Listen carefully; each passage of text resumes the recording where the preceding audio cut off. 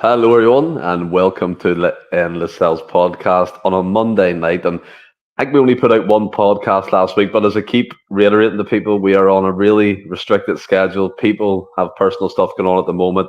Don't be worrying. We're going to get back to normal as soon as we possibly can, but obviously, schedules and family lives and things of that nature do get involved sometimes. So we'll have to make do with what we've got at this precise moment. And what we have tonight is a duo of myself and Jed. How you doing, buddy?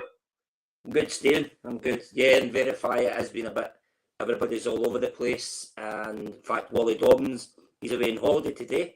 He's away to Turkey golfing with a couple of my cousins.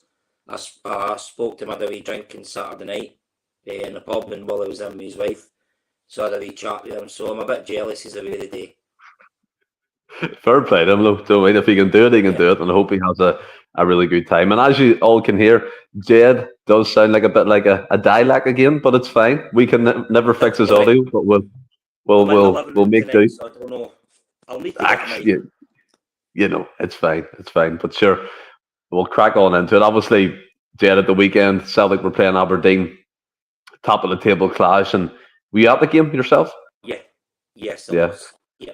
But before we obviously go into the game, like we always do, I mean, we'll have to give credit, I think, to the Aberdeen's run at this moment in time, and they were unbeaten coming to Celtic Park. And I was listening during the week to some podcast and some pundits who were saying that, for example, they think Celtic are going to turn them over, or it'll go one of two ways. It'll be a tight game, or we'll win 6 or 7-0, that type of thing. And didn't really think it would ever go like that. I always thought it would be a tight game, which it proved to be. It ended in a draw. I thought that, again, top of the table class here, the two unbeaten teams, and we're not calling for changes of managers or anything like that. That's for the other side of the city. That's for the Banter bus to continue and hopefully continue for many more years. But how were you feeling getting into the game? I mean, were you confident? Were you a wee bit wary of Aberdeen's form?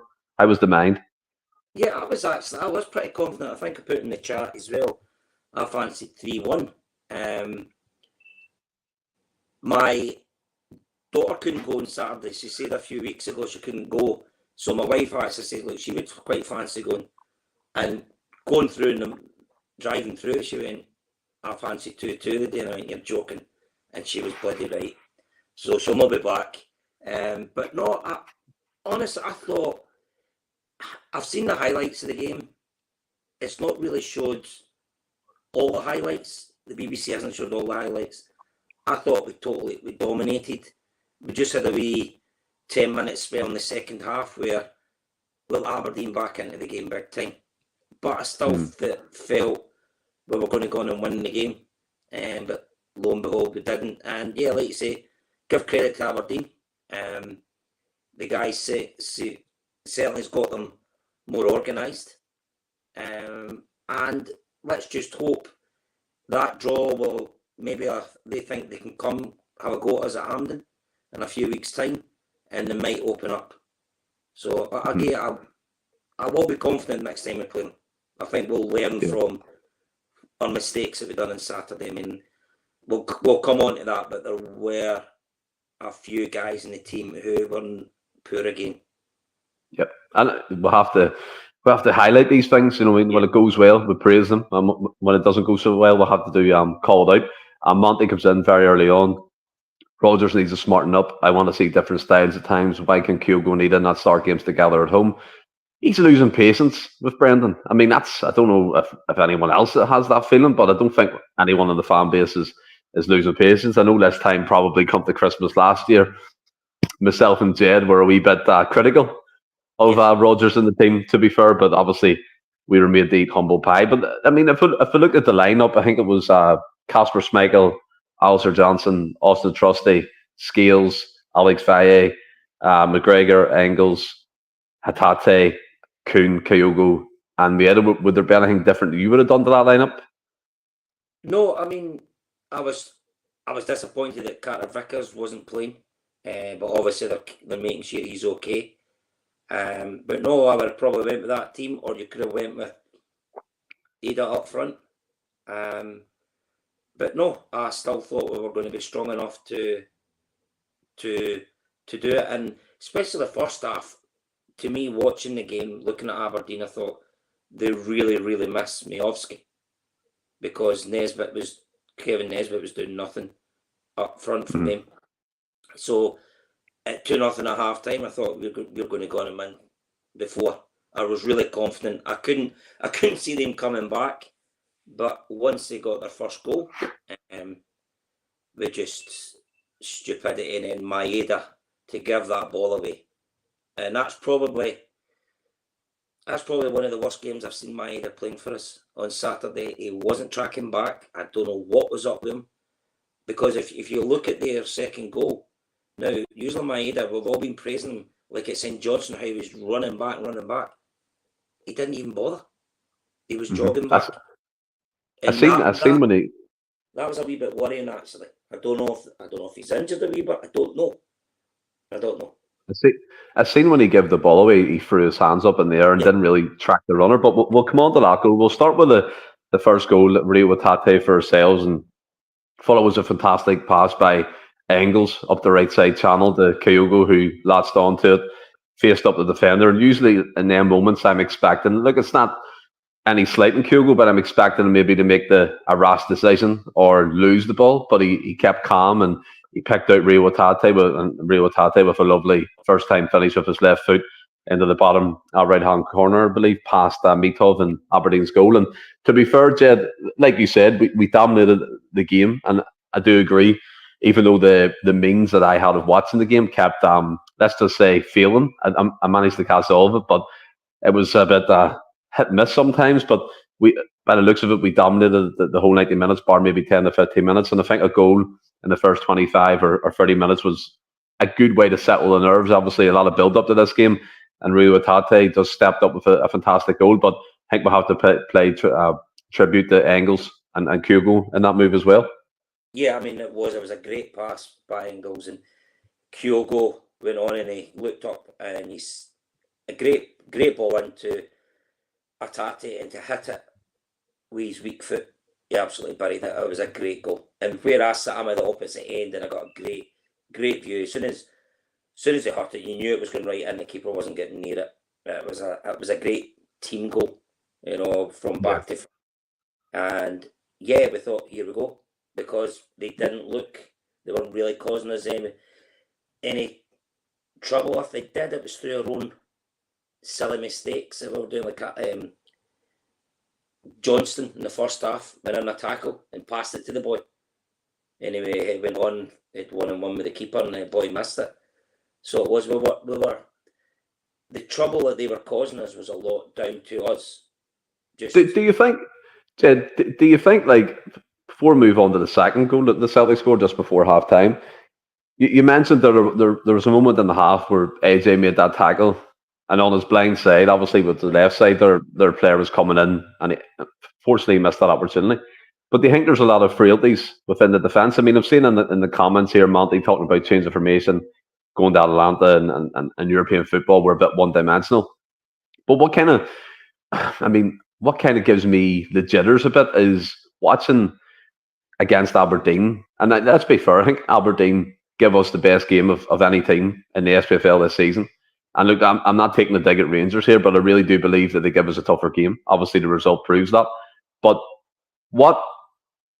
it's 2 or 3 passes, and they're on our defence. The midfield sometimes to me seems a bit non-existent. Against Dortmund, it was the same thing. It was 1 or 2 passes through the lines, and they were 1-on-1 with a right back or running through the centre halves. And I thought with Jimmy Thielen, I think that is how you pronounce his name, what he was trying to do with Aberdeen was he was trying to get them isolated with our defence, and it was happening. Jamie McGrath was playing some nice through the corner passes to Nesbitt, but I do agree he was awful, to be fair. I think that's why he got took off. But is that a bit of a concern to you, how easy it is to break through the midfield at this moment in time? Because I've seen a wee pattern develop. I don't know if it's just me, but I've just seen it in Europe, and I've seen it against Aberdeen at bits of the weekend.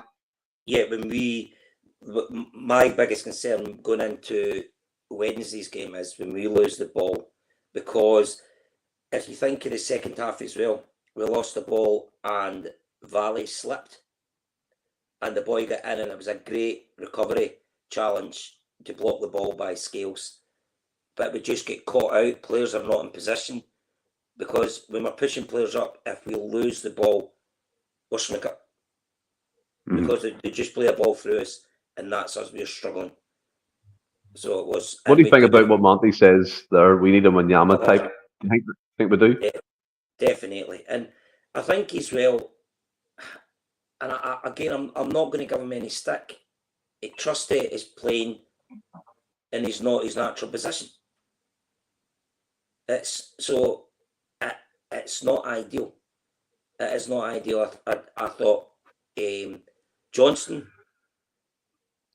got caught out a couple of times, and Valley got caught out a couple of times. There was a few of them slipping as well. I don't know what they had on their boots they had on, because I felt a few of them were slipping on the park, and it was just, like I said, I know it sounds stupid. They had a couple of good chances, but it was from air mistakes, and that's the worry going in to Wednesday night. And Rodgers, he said he won't change it. He's still going to try and go out attacking.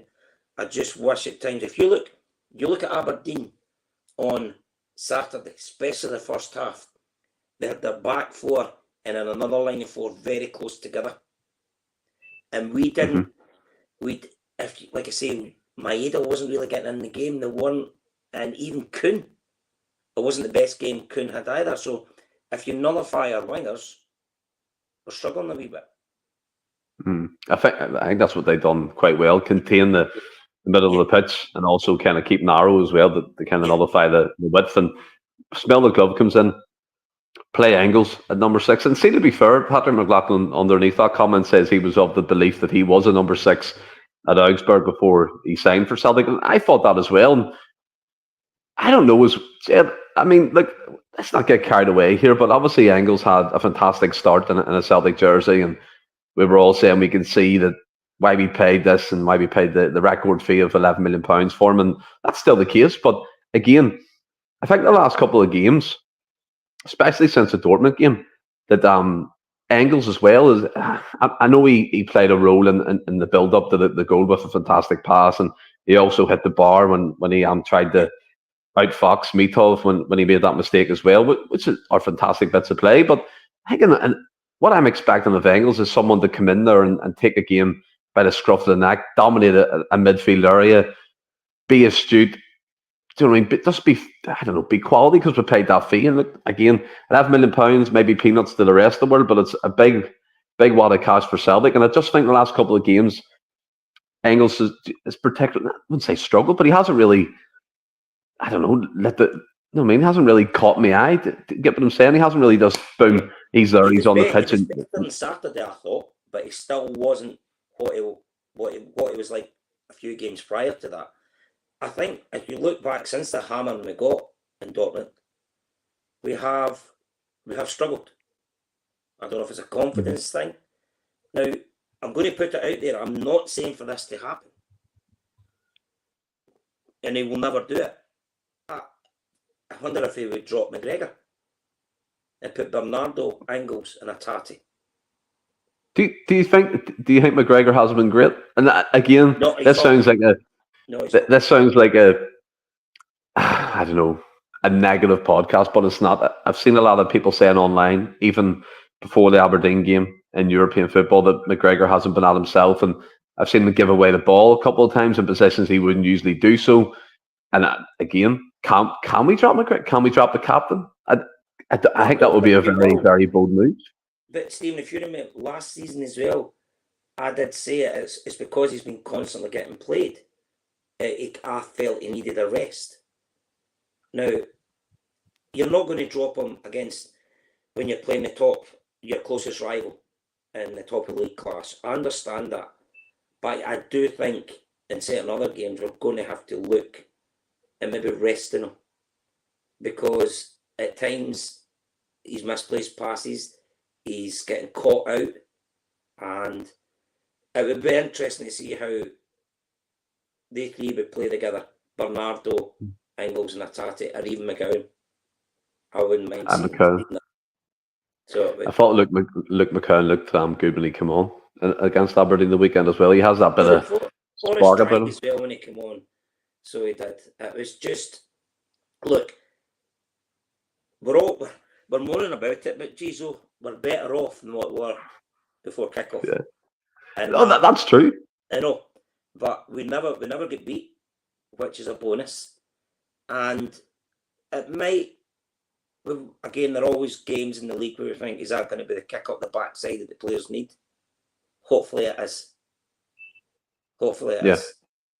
And I think as well in the Invincible season, we had the same number of points as we do now after the same amount of games. So, you know, only difference this time is Aberdeen are keeping the pace at this moment in time. We just have to see if that can be sustained over the course of the season. But Stephen, I'm telling you right now, when Aberdeen get beat, they'll drop points in the game right after that as well. I believe so as well. But we'll come on to their title credentials when we finish up the kind of game talk. And second goal for Celtic. Tom Mac, I know the audio was a bit crackly on our side, but we're no audio experts, so we just have to make do of it at the moment. I hope you can hear us okay anyway, talking shite as usual. But anyway, the second goal, Kyogo scored. Dyson Mieta, funny enough, down the left-hand side, crossed the ball in, very weak cross. Their defender didn't get enough on it to clear it. Hatate comes in, hits a shot off their defender at Kyogo with a finish past me off again. 2-0 into half-time. No worries, I'm guessing. No, definitely not. Because I remember I went down the stair at half-time and coming back up, and I was checking the football results elsewhere, and I'm thinking, God, Man U's getting beat, and Newcastle's getting beat. This is, but I never thought Aberdeen would come back the way they did. No chance. Just and if you look as well, Stephen, in the first 5 minutes of the second half, I thought we started pretty well. Yeah, so did. But we're going to have to learn from this. This is exactly what I mean. I just want to make sure I have the sequence of goals right. So Sockler, I think Duke and Sockler come on at half time. They took off. They took off Nesbitt and they took off someone else. Can't remember who it was. Right. This is my concern. Right. So I watched the goal back. Starts off. Aberdeen centre half has it. He plays a straight pass to their midfield player. I'm not going to pronounce his name because I'll butcher it. Comes back to the centre half again. Goes back out to the number 6. He chips it over. I think it's Engels. It goes to Jimmy McGrath. Yeah. One pass. I don't want to be harsh on Scales, but one pass in behind Scales, he's done. Socklar done him for pace, and he put it past Kasper Schmeichel like he wasn't there. The first real clear-cut opportunity for Aberdeen resulted in a goal. It was maybe 5 or 6 passes. We didn't get anywhere near the ball. We didn't look like we were going to close that down or defend it very well. Liam Scales gets caught out over his shoulder. He should be aware of who's around him. One pass, I know it was a brilliant pass, by the way, I have to say that. In behind the defence, Socklar runs onto it, lightning, puts it past Schmeichel, and it's like, where did that come from? That's my concern, what I was saying at the start. It seems really easy at times to play 2 or 3 quick, incisive passes around the midfield, and they're in. And that's exactly what happened with Aberdeen. Yeah, I mean, I think as well, I think you have to give credit to McGrath for the pass. I think it was a phenomenal pass. And, yeah, Scales, the boy was on the wrong side of him, but I think the pass was that good. It was a good pass. He had a yard in front of him, and the boy was away. Scales couldn't touch him or he was going to get sent off. So it was. And I mean, apart from that, I actually thought Scales had not a bad game. Yeah, same. But I think, I think Celtic girl comes in and kind of backs up your point as well. Look at that pass to Socklar, was a great ball through. Yeah. If we did that, we'd be celebrating. But it's more the fact that he got caught on his blind side that just really, really annoyed me. And Alistair Jack comes in. Jed, Stephen will want McGrath to join him down. No, don't worry. No, but it was a good pass. But do you get what I mean though? Like if you cast your mind back to you hit the nail on the head there. We should have been in top of them not to allow that pass to happen. And it's happened in their half. We should have been pressing a bit more. And then bang. And we're always the same. When we concede a goal, we'll always look shaky for the next 5 minutes. Always. Yep. Same European football as well. Andy Logan. Schmeichel looks like he's carrying an extra stone of weight and should come off his line for the second goal. Aberdeen player headed it back 3 yards out. I've seen people talk about Schmeichel's weight before, but I think that's just the way he's built. I think he's that kind of Wayne Rooney type kind of build, and let's move on to the Aberdeen second goal. Let me see who scored it again. Shinnie. This is from the Maeda pass. Yeah. It comes out the mid and left hand side. He doesn't even look. He tries to play a ball around the corner, gets caught out. It's straight. By the way, it was like a Morelos pass. Remember when Dyson made Yeah. scored at Ibrox? That's exactly what it is. And straight away they're running on their defence. Graham Shinnie deflected shot off Trusty and into the goal past Schmeichel. And I think you summed it up. Dyson's fault for that one. Mm-hmm. Oh, 100%. At the game, I didn't realise it came off Trusty. It wasn't until I see the goals later. But I just couldn't believe it. But again, I thought, right, there's still plenty of time. We were getting beat at this stage the 2 weeks prior to that up at Ross County, and we came back. So let's go on again. But it just took us another 5-10 minutes to settle down, and then they had the goal disallowed as well. Do you think? Right, let's take the Celtic glasses off a wee bit, right? Mm-hmm. I was going to come on to that next. So obviously that goal, and Aberdeen scored the goal, 3-2 head got chalked off for a Duke handball. Would you have been raging if that happened to Celtic? No, not when you see the replay. Not when you see it. Clearly comes off his hand. It's like air goal we got disallowed. Johnson clearly goes into the keeper. So I can understand why the ref says no goal. So and Duke never protested when the goal was chalked off. In fact, the cheer when it got chalked off within the stadium was unbelievable. And then we did seem to get a wee lift from that. Because am I right in saying I'm sure somebody told me about 86% possession in the second half. I was something crazy like that. Yeah. 80 something anyway. But we just need to get the ball. I mean, we had a few decent crosses in the second half as well. But it wasn't our day. It just wasn't our day. But we didn't get beat. Yeah, well, that's the main thing. And P. McLaughlin comes in, and Nielsen was decent for them. That was the number 6. I wasn't too sure about his name, but that's him. Yeah. He's actually like 34, 35. That was one of their managers' first signings, and he was good player. Decent Scandinavian players and unknown players to you and I, but they certainly fitted into Aberdeen. And by the way, it's good to see Aberdeen back. It was good seeing Aberdeen selling out their allocation. Yeah, it's good for Scottish football. Their next home, next midweek, they play Rangers up there. They will be up for that game so much. I mean, they two detest each other. They will be up. Their fans will be up for that big time. It's a Bataldry, isn't it? I think it's a night game. Yeah, it's the night we play. We play Dundee. It's the 30th of the month. We play Dundee at home, and they're up at Bataldry. We're at Motherwell on Sunday. Rangers are at home against St Mirren. And both games kick off at 3:00 on Sunday. That'll be interesting. But obviously, the next talking point, I know there's wee bits in between that you covered it, the Johnson obstruction on Mitov, which is why the Ida header got chalked off, the Duke handball, which is why their goal got chalked off. But right at the end of the game, there was a kind of fucking, I don't know, wrestling in the box, and a couple of shots were hit. I think one was from, I think it might have been AJ. I can't remember who actually hit the shot that looked like it was goal bound. It hit off Duke. Now, again. Now, when I seen this, I was sitting with my granddad and my brother and stuff. We screamed penalty. There's no conclusive real angle here, but for me, the way Duke celebrates, he knows he got away from one. The referee used the fact that he was over the allotted time allocation for extra time, I think, and copped out of making a decision. Shouldn't happen like that. In my opinion, it looked like a penalty kick. Where do you stand on it, Jeff? Right, well, that's it. That's at the end where I had my seat, and it happened that quick. I mean, I actually thought at the game it was James Forrest that hit the shot, but it wasn't. It was Alistair Johnson. We didn't know. Obviously, it happened that quick, so we're saying, right, VAR will look at it.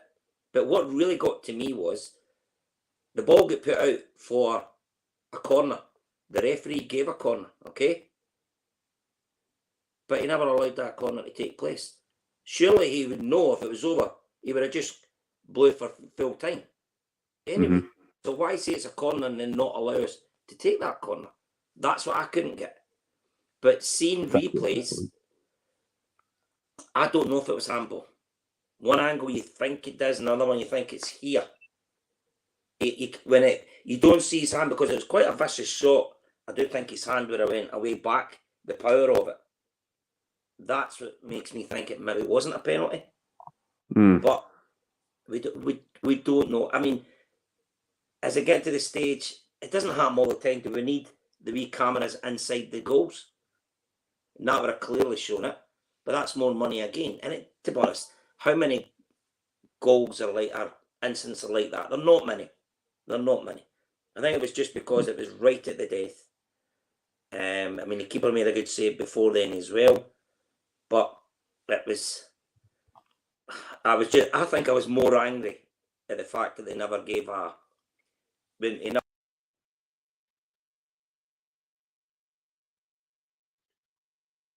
Can you hear me, Jeff? I can't hear you.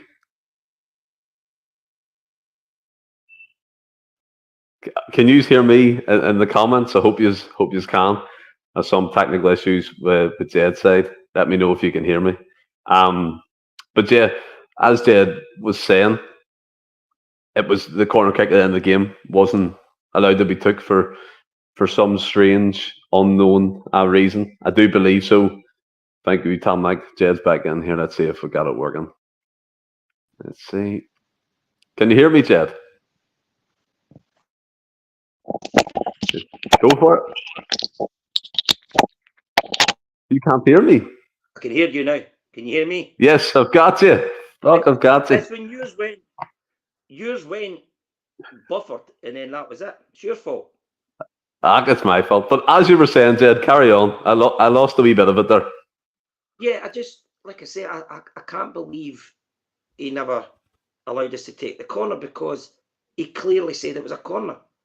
So surely he would know, he would have known, because a corner took place prior to that, he would know if it was time up or not. And there has been games finished where it's been the last kick of the ball and then a penalty has been given. It's happened. Do you think he's been told in his ear, look, Nick, this is going to be a penalty kick. Yeah, they'll call it now or we'll have to give it. Yeah. Look, if we did get the penalty, my God, the Scottish press would be having a field day. Because in my opinion, it wasn't conclusive enough. Yeah, it definitely wasn't conclusive. But what do you think then? What do you think about Aberdeen's title credentials? And we have to... Again, it sounds like we're giving a lot of praise, but fuck it. As you said, it's good for Scottish football to actually have competition from another side for once. But without going too gung ho here, obviously they're unbeaten in like 14 or 15 games, including their cup run at the moment. Unbeaten in the league, keeping the pace with us top of the league as well. And like we've alluded to, and what I always say about Scottish clubs, if you think outside the box, sometimes it'll work for you. They've appointed a manager who has a track record and a way of playing and a style that he sticks to, a principle that he sticks to, and the training's all tailored to that. And as you said, they've brought in some players to fit that style, not necessarily that we've heard of, but that he knows and he can mould into that team. Do you think they can last the distance? Or do you think it's a pie in the sky type situation? Like you said, when they get their first defeat, they'll start falling. Yeah, I think they will fall away in the league. I mean, I hope they do. But I wouldn't be surprised if they have a good run in the cup. I mean, obviously we play them in the semi-final, but I'm talking about the Scottish Cup. It's never... We have gave Aberdeen a good few beatings over the years, but we've also had a lot. I mean, look at the semi-final last year. We let them score late on in the 90 minutes. We let them score late on in the extra time, and then went down to penalties. I just hope it doesn't. I'm hoping we've learned a lesson from Saturday's game. So when we play them in the 2nd of November, we will be up for it, and we'll make it to another final ourselves. It won't be an easy match, but I mean, what we don't know is what the confidence is going to give the Aberdeen squad by coming to Parkhead and scoring 2 goals and getting a draw. We don't know. I think the knock-on effect of that. The proof of the pudding will be in the next few weeks. I don't know who they've got at the weekend. I just know that they've got Rangers a week on Wednesday. So do they play them and then play us in the semi-final? Yes.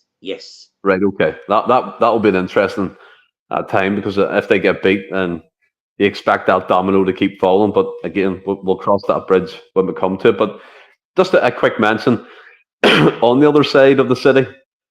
Obviously, it was quite funny.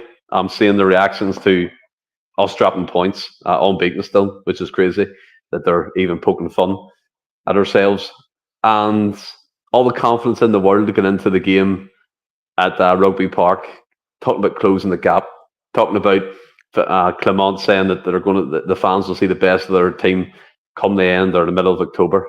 That's came and gone now, Jed, and the situation over there seems to be dire. We're not going to go into the ins and outs of it or how they played in games, but just a quick thought, Jed, on the other side. How are you feeling towards that? Comical. I think I put in the chat. I put the game on. I think it was the 91st minute or something like that, and Kilmarnock were 1 up. So I did watch to the end. Yeah, and Boyd was having a meltdown. Monty, it was. But I've seen in social media tonight that some Rangers fans are even asking they should go after Jimmy Tillman. Jimmy Tillman, whatever his name is, he's go after him. Look, the guy's not done anything yet. But I think what they're saying, I mean, he's done a lot better than what Clement's done, hasn't he, so far? Yeah, Clementine, as I like to call him. Oh, but I mean, he threw Butland under the bus in the Sky interview. Oh, he did. Big time. But look, fuck them. They're shite anyway. They're third in the league. We're top of the league unbeaten still, albeit on goal difference, but we're still there. And next up for ourselves is a not so easy trip to Italy to play Atalanta, Jed. And in the comments, by the way, anyone who wants to fire anything in about what's come up on Wednesday, just fire it in. We'll talk about it. So I mean, we'll get a few talking points up. Monty, I know you're raring to go on European football. There's a few other people, Alistair Jack, Tom Mack as well. So get your comments in. We'll bring them up. We'll talk about it. But yeah, trip to Italy against Atalanta. That's the Europa League winners. And by all accounts, every pundit that I listen to and every football expert are saying that they're better than Borussia Dortmund, yeah, which doesn't really bode well, let's say. Well, though, I'm sure I read today that they've got 6 players out, but they've probably got a squad of 25 or something anyway. So my fear is if we do what we did in Dortmund, we just give the ball away at times. We need to be we need to concentrate for the 90-95 minutes we're playing. I personally would play Ida instead of Kyogo, because I think we're going to need a bit of physicality in the game. 7-8 players out, Jack, Alistair. So it's I don't think we've ever. No, that's a lie. We beat Lazio in Rome. I think that's the only game we've won in Italy. Look, it's an early kick-off as well. We can dream, but I think, let's be honest. When we see the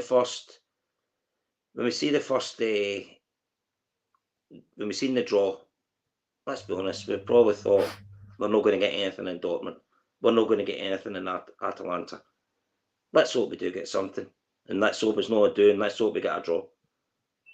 Monty asked something. Monty put in the comments earlier on in the podcast chat about if we get hammered again 5 or 6-1, what's the question the next morning? And I think what he's getting at is, when do we question the tactical nous? We know that Rodgers is a world-class coach, but Rodgers said he's not going to change what he's doing, his approach to these games, how Celtic play. That's his prerogative. Okay, let's roll with that. But if that results in another 5-6-1 defeat. Now, by the way, I want to point something out here, right? And people may laugh at me, but Dortmund, in my opinion, I know they got to the Champions League final, but they're not a European heavyweight like a Madrid, a Barcelona, a PSG, a Manchester City. I don't class them in that bracket, and we got a spanking off them. Atalanta, I wouldn't say are a European heavyweight, and we're already saying we'll take a 2-0 defeat, we'll take this and we'll take that, right? Stephen, But did you watch them in the UEFA Cup final? Atalanta, Yeah. They absolutely destroyed Frankfurt. it was Leverkusen, Not wasn't that they were Frankfurt, playing? Leverkusen. Leverkusen absolutely destroyed them. No, I get that, but what I'm saying is, there's, for me anyway, there's a bracket where you would talk about PSG, Man City. They're not there. They're underneath, right? Mm-hmm. And we're talking about going to these venues and taking 2 or 3-0 defeats, right, as a status quo, and that's fair enough. But go back to what Monty said as well. When does it come into the kind of periphery or the way of speaking of people questioning what Rodgers does in Europe with the Celtic team? I know he got the semi-final in the Conference League with Leicester and stuff like that. That's fair enough. But with the Celtic team, he hasn't really been that successful. We've had a few humpings in Europe. When you think back to 2016, 2017, Barcelona, PSG's really humbled us. We get beat again by Dortmund on a really high scale. And if we get another doing against Atalanta, then what's the thinking? Listen, as we mentioned earlier, I don't think we have fully recovered from the mauling we got over in Germany, and it's then followed into a league form. That's the worry for me. If we get another doing, how's that going to play out in the league? We need to get a wee confidence boost. Look, we've seen Rangers in Europe a lot, and we know how poor they are, but they seem to do actually not to. I know they got humped off the French team, Lyon, but when they go abroad, they do seem to be able to defend a bit better for some reason. I'm not confident. If we go on the break, and if we lose the ball, we're going to have players out of position, and they'll cut through us again, as you mentioned, what Aberdeen done to us. That is a major concern for me. But then, this is what I'm getting at as well. If we keep getting these fucking hammerings against these clubs, does the tactics have to change? Like you mentioned, playing Alameda for more physicality. Do we have to go to a more pragmatic approach? Could we go to a back 5, a midfield 4, and play a bit like Aberdeen did against us at Parkhead, where you can't not park the bus, but you pick the right moments to attack, you pick the right moments to press, instead of pressing all the time, and you're leaving gaps. And you think back, yes, against Dortmund, and their levels above, fair enough. But there was times you thought we didn't have a midfield. There was times where the midfield was so disjointed, as I keep saying, like a broken down record. It was 2 or 3 passes. Adeyemi was running through. Whoever it was up top was running through. Do you know what I mean? And people like Emre Can and Julian Brandt were having field days, and there was just so much space. So why do you think Rodgers isn't open to the idea? Maybe he is, but it sounds like he isn't open to the idea of being more pragmatic, picking the right opportunities, and then see if we can go from there? Stephen, he won't, but we need to look at Aston Villa. Aston Villa is a decent football team. They played Bayern Munich at home and they beat them. The possession Munich had was phenomenal. And if you watch that game, Aston Villa were playing a back 5 for most of it. They were making it very difficult for Dortmund to get for Munich to get through, and then they got a goal in the break. So they did. I just feel as though at times, I know it's all of us want to see this open flowing football, all brilliant, but we ain't got the players to do that. I'm sorry, not in Europe. We've not got them.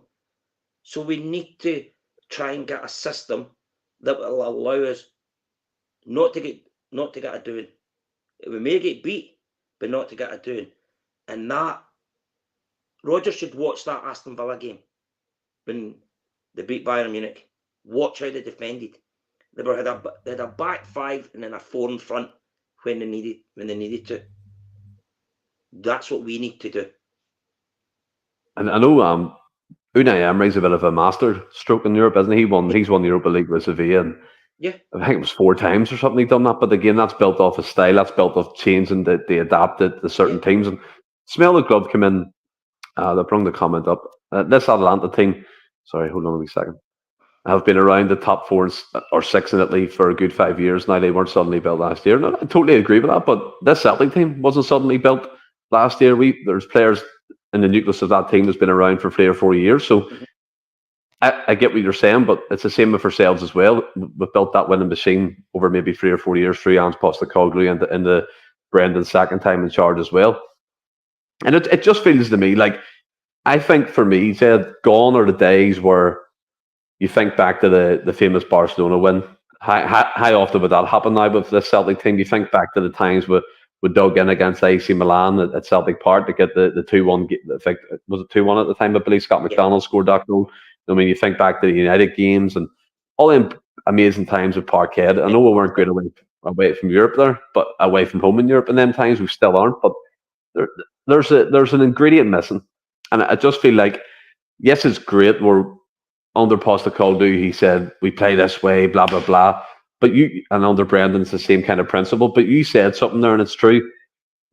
If you match up Kuhn against a top opposition left back, physicality, he's out muscled. Athleticism, he's out muscled. You do that. Maybe Dyson gets away with it because he's a road runner and he can close down for days. You look at the midfield. I mean, Hatate went missing, and too many players seem to kind of duck and hide in these games. And they talk about it being the pinnacle when you play in the Champions League and being something you can showcase your talents on. But it's just at this precise moment. I know we're only we're 2 games in. We had a fantastic win against Slovan Bratislava at home, which was brilliant. That'll live in the memory for years to come. But I think for me, Jed, anyway, not to be kind of downbeat here, but the shock victory seems so far away now, don't it? Because of this, I think for me, it's the style. It's how we go about things. Teams know how to play against us, and like you said, in European football, we're finding a different class, and we're getting exploited. Yeah, and I mean, and we're up against an Italian team, and we all know the Italian teams, they'll go down quite easily. You know, they're good at giving it out, but they're not good when people are sticking on to them. That's how I think either. Because I can't see us having loads of possession. So when we do get the ball up, we may have to play a long ball for him to try and hold up to somebody comes in from midfield. But I don't know how the people that's watching, how they feel. We need to go defensive. We cannot go toe to two with this team tomorrow. Our Wednesday, I just can't see it. I watched that cup final in Dublin, and they absolutely tore them to shreds.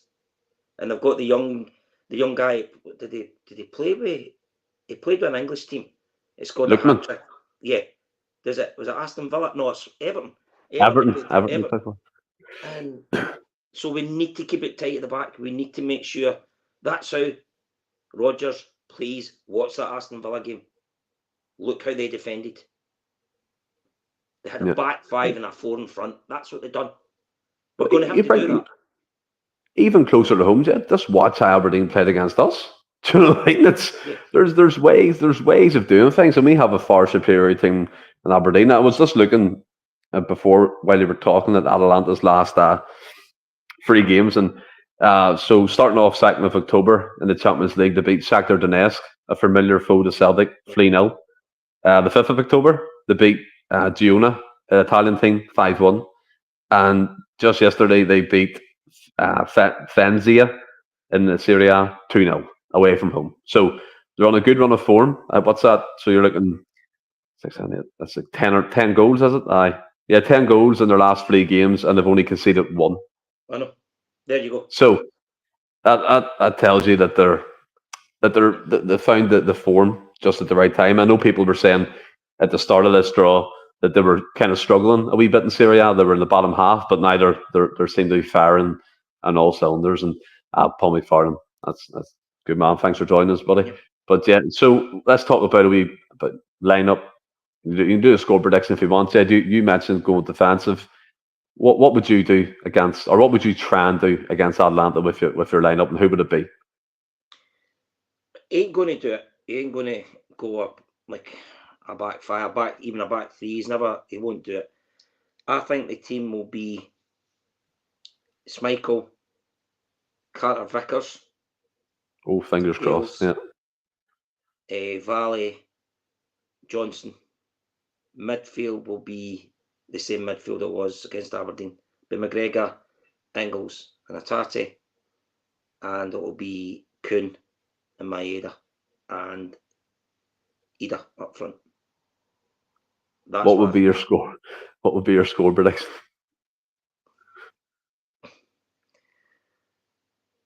2-0 today. 2-0. My heart's hope we're going to get a draw. I hope, Yeah. like I say, I just don't want us getting a doing. I really don't want us getting a doing, because that doing that we caught, that took me days to recover. For that, honestly, I've not been like that in a long time. I couldn't believe how bad we were. By the way, Bernardo, again, I wouldn't have any problems with Bernardo starting. Not a problem at all. But I just think Rodgers will go the tried and trusted way for him. Yeah, and I think he will go with that, the kind of system he has at the moment. To see, to be fair, Pete McLaughlin, I've said this before about Ameda playing wing back. I know he's done it for Japan on a few occasions, albeit it was probably just to fill in. But you could play it back free. You play Maeda as the left wing back, Johnson's the right wing back, and you could have McGregor or Tate, Engels, and Ida and Kyogo up top, or Ida and Kuhn, whatever you prefer. But I think we love these ideas, Jed, but they're never going to come to fruition. I think Rodgers has made this perfectly clear that he's not changing the style of play. Look, that doesn't mean he's not changing or tweaking height when they're sitting in on the pitch, where they need to press, picking the right moments. We don't know that, but tactical wise, in terms of the 4-3-3, he's sticking to it, and he's staying firm in that one. I mean, for myself, I would go Casper, Schmeichel on goals, Alistair Johnson, Trusty, just because I don't think Carter Vickers is going to be back for the game. Scales, Alex Valle, McGregor, Engels, and Bernardo. I think we need to take care of the ball. And the reason why Rio and Dyson got took off against Aberdeen was for a 5 to 10 minute spell, they were giving everything away. And I think Rodgers had enough. I think Bernardo will start the Champions League game in Italy. I think it'll be Kuhn on the right, Maeda on the left, for obvious reasons, his pressing abilities. And I think he'll start with Kyogo up there. The way maybe I can see is maybe nicking something here is, again, come back to, we play smart. We kind of sit in the halfway line, soak up the pressure a bit, and then you can release Kuhn, Maeda over the top, and because Atalanta aren't going to sit in, so there will be space to exploit in behind their defence. They're going to think they can do what Borussia Dortmund done to us. Let's not make no mistake about that. They'll be having confidence playing ourselves. I know their managers talking about us being European, not heavyweights, but still a team to be messed with, that type of thing. But he knows, he thinks, and he's probably breeding into his team right now that they can do what Dortmund done to Celtic. Let's make no mistake about that. But if we sit a bit deeper, we play the ball over the top a wee bit more instead of trying to be cute and play through lines and pitch like that, because we can't do it in Europe. Maybe works on the odd occasion, but I don't think it'll work against Atalanta. If we can release Kuhn on the right, Maeda, and exploit Kyogo in the middle, maybe, just maybe, we can pick up a point. I don't know. But I'm gonna say, just for the sake of it, one each. I'll go for a 1-1 draw. Yeah, I'll take that all day and every day. But yeah, I mean, I hope Atalanta go into this game thinking, "Oh, this is an easy one for us tonight," and they're not prepared. I doubt it, but I hope they do. yeah, So do I. So do I. But yeah, that brings us to the end of the Monday night podcast. Have you enjoyed it? Yeah. I mean, like I say, I'll maybe been hiding Wednesday night. I hope I'm not. It's an early kick-off as well, so I'll need to try and get in the house pretty sharp. 5:45 kick-off, I believe it is. So that's it. But look, it's good. I mean, I know there's a few folk that's going out, so hope they have a good time when they're away, and let's hope. they bring back at least a point. Yeah, we'll see. We'll see. And just to kind of reiterate what we were talking about at the start of the podcast, we are still on a restricted schedule. Look, we will try and make it live again. It'll probably be Friday because the game's Wednesday. So Friday we'll try and get a couple of us free. As I said, there's a lot of commitments and stuff at the moment, family stuff as well. So we'll get there and we'll let you know on Twitter or X and Instagram and Facebook when we're live again. But look, thanks for joining us tonight, everybody. Let's hope for a somewhat decent result in Italy on Wednesday. But until next time, stay well and keep safe. Hail, hail. Cheers, guys.